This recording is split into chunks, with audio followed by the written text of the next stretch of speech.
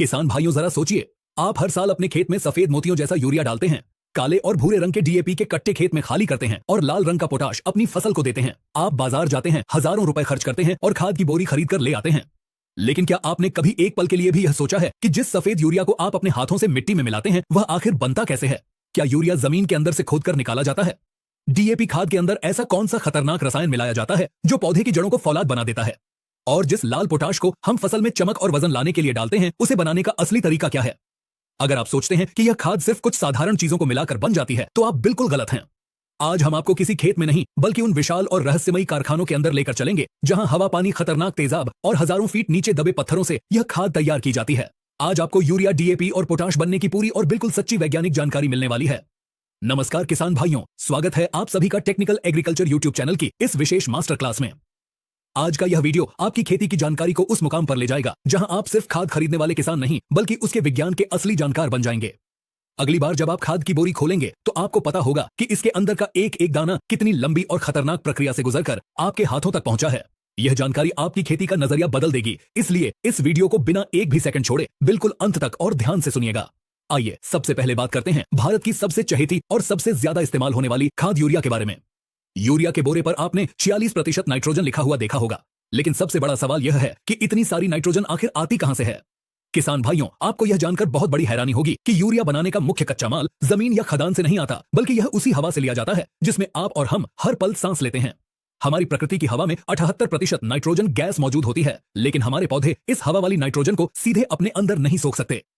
उन्हें यह खुराक ठोस रूप में यानी सफेद दानों के रूप में चाहिए होती है। यूरिया कारखाने किसी बड़े शहर से कम नहीं होते और यह दिन रात 24 घंटे लगातार चलते रहते हैं।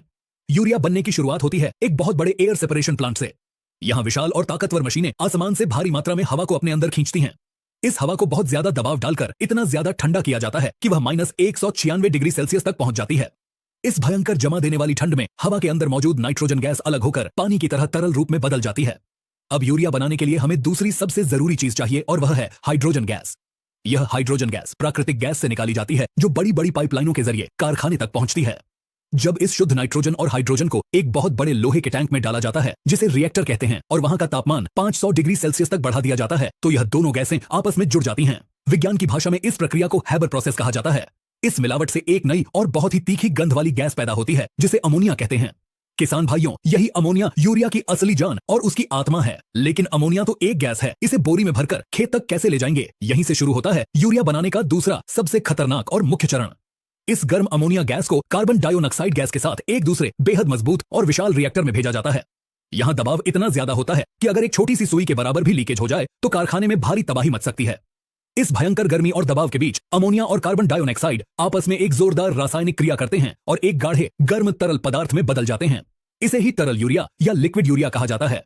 पर हम किसान लिक्विड यूरिया तो खेत में नहीं डालते, हमें तो खेत में छिड़कने के लिए ठोस और गोल सफेद दाने चाहिए। इन दानों को बनाने के लिए इस तरल यूरिया को एक बहुत ही ऊंची इमारत में भेजा जाता है जिसे प्रिलिंग टावर कहते हैं। यह टावर 20 से 30 मंजिल जितना ऊंचा होता है। इस विशाल टावर के बिल्कुल ऊपरी हिस्से से उस तरल और उबलते हुए यूरिया की बारिश करवाई जाती है, बिल्कुल वैसे ही जैसे हमारे गुसलखाने के शावर से पानी गिरता है।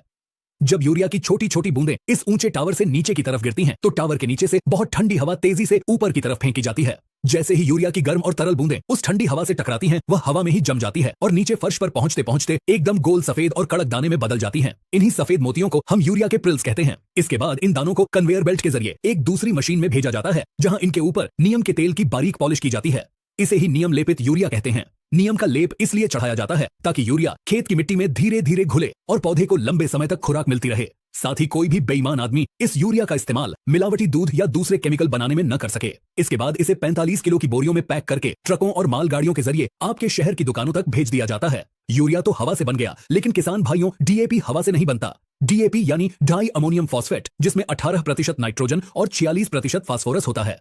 इसे बनाने के लिए हमें जमीन का सीना चीरना पड़ता है। डीएपी का सबसे मुख्य कच्चा माल है रॉक फॉस्फेट। यह एक बहुत ही कठोर पत्थर होता है जो खदानों से निकाला जाता है। हमारे भारत में अच्छी क्वालिटी का रॉक फॉस्फेट बहुत कम पाया जाता है, इसलिए इसे मोरक्को, जॉर्डन और अमेरिका जैसे देशों की गहरी खदानों से खोदकर बड़े बड़े समुद्री जहाजों में भरकर भारत के कारखानों तक लाया जाता है। डीएपी बनाने के कारखाने का नजारा बिल्कुल अलग तरह का होता है और यहाँ से रसायनों की बहुत तेज और अजीब महक आती है। सबसे पहले जहाजों से आए हुए इस रॉक फॉस्फेट पत्थर को बड़ी बड़ी क्रेशर मशीनों में डालकर बिल्कुल आटे की तरह बारीक पाउडर में पीस लिया जाता है। अब इस सूखे पाउडर में से फास्फोरस निकालने के लिए एक बहुत ही खतरनाक और जानलेवा रसायन का इस्तेमाल किया जाता है, जिसे सल्फ्यूरिक एसिड यानी गंधक का तेजाब कहते हैं। जब रॉक फॉस्फेट पत्थर के पाउडर को सल्फ्यूरिक एसिड के साथ एक बड़े टैंक में डाला जाता है तो पत्थर पिघलकर उबलने लगता है। इस भयंकर रासायनिक प्रक्रिया से एक हरे या काले रंग का बहुत ही गाढ़ा और गर्म तरल पदार्थ बनता है। इसे फॉस्फोरिक एसिड कहते हैं। यही फॉस्फोरिक एसिड डीएपी खाद का सबसे मुख्य और ताकतवर हिस्सा है। अब डीएपी बनने का असली जादू शुरू होता है। इस गाढ़े फॉस्फोरिक एसिड को एक बहुत बड़ी घूमने वाली गोल मशीन में डाला जाता है, जिसे ग्रेन्युलेटर कहते हैं। ठीक इसी समय इस मशीन के अंदर अमोनिया गैस छोड़ी जाती है। यह वही अमोनिया गैस है जो यूरिया बनाने में इस्तेमाल हुई थी। जैसे ही यह अमोनिया गैस उस गाढ़े तेजाब से टकराती है, एक बहुत ही तेज रासायनिक क्रिया होती है। भयंकर गर्मी निकलती है और वह गाढ़ा तरल पदार्थ धीरे धीरे छोटे छोटे दानों का रूप लेने लगता है। मशीन के लगातार गोल घूमने के कारण ये दाने एक समान आकार ले लेते हैं। चूंकि रॉक फॉस्फेट पत्थर का असली रंग भूरा या काला होता है, इसलिए डीएपी के दाने भी आपको भूरे या काले रंग के दिखाई देते हैं। इसके बाद इन गर्म और गीले दानों को एक बड़े हीटर वाले ड्रम से गुजारकर अच्छी तरह सुखाया जाता है। जो दाने बहुत बड़े या बहुत छोटे रह जाते हैं, उन्हें छलनी से छानकर वापस पीसने के लिए भेज दिया जाता है, और जो दाने बिल्कुल सही आकार के होते हैं, उन्हें 50 किलो की बोरी में पैक कर दिया जाता है। जब आप इस डीएपी को अपने खेत में डालते हैं तो यह सीधा पौधे की जड़ों पर वार करता है और जड़ों के जाल को इतना मजबूत और गहरा कर देता है कि पौधा आंधी तूफान में भी मजबूती से खड़ा रहता है। अब आते हैं तीसरी सबसे महत्वपूर्ण खाद पर, जिसके बिना फसल का कोई भी दाना पूरा नहीं भर सकता और न ही उसमें चमक आ सकती है, और वह है MOP यानी म्यूरेट ऑफ पोटाश, जिसे हम आम भाषा में लाल पोटाश कहते हैं।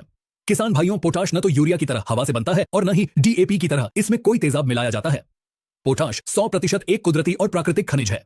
लाखों करोड़ों साल पहले हमारी धरती पर जहां बहुत बड़े बड़े और खारे समुद्र हुआ करते थे, समय के साथ वो समुद्र पूरी तरह सूख गए। उन समुद्रों का सारा नमक और खनिज जमीन के अंदर कई हजार फीट गहराई में दब गया और पत्थर बन गया। जमीन के नीचे दबा हुआ यही नमकीन पत्थर असल में पोटाश है।